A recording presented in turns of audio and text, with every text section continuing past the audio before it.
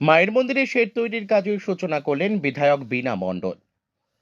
স্বরূপনগর বিধানসভা কেন্দ্রের সীমান্তবর্তী কৈজুরি গ্রাম পঞ্চায়েত এলাকায় কৈজুরি হাই স্কুল সংলগ্ন পঞ্চাননতলা মায়ের মন্দিরে বিধায়কের অর্থ তহবিল থেকে 20 লক্ষ টাকা অনুমোদনে দর্শনার্থীদের জন্য শেড তৈরির কাজে সূচনা করলেন বিধায়ক বীণা মণ্ডল।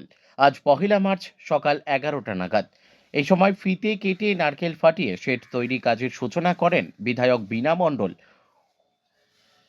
উপস্থিত ছিলেন বিশিষ্ট শিক্ষানুরাগী শ্রীপদ মণ্ডল, মন্দির কমিটির সভাপতি বিনোদ বিহারী সরকার, সহসভাপতি নবকুমার কর্মকার, সমাজসেবী তরুণ মণ্ডল, টুম্পা সেন সহ একাধিক বিশিষ্টজনেরা।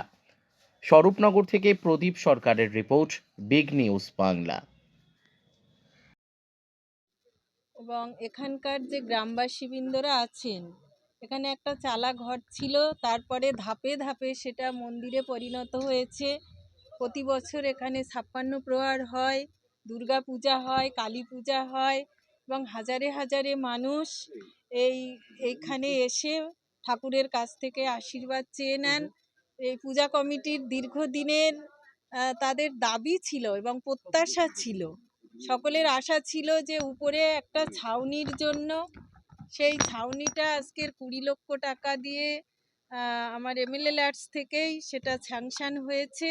আজকের আমরা তার শুভ সূচনা করলাম এবং এখানকার মানুষ ভীষণভাবে আনন্দিত। মানে এখানে 100% হিন্দু সম্প্রদায়ের মানুষ এখানে বসবাস করে, আর প্রত্যন্ত গ্রাম এটা। সেই জন্য গ্রামবাসীরা প্রচুরভাবে তারা আনন্দিত এবং আপ্লুত যে দীর্ঘদিনের এই যে 100 বছর ধরে এখানে যে অনুষ্ঠান হয়, সেই অনুষ্ঠান হতে গেলে আমরা দেখতে পাই যে যখন যে সময়টা হয় 56 প্রহর, সে সময় আষাঢ় মাসে প্রচুর বর্ষা থাকে।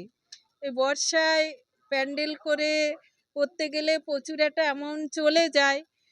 সেইখানে দাঁড়িয়ে শেডটা হয়ে গেলে মানে খুবই উপকার হবে এবং যেসব হাজার হাজার পুণ্যার্থীরা এখানে আসে তাদেরও সুবিধা হবে, বসার একটা জায়গা হয়ে যাবে। কতদিনে শেষ হবে এবং কতগুলো লাখ টাকা?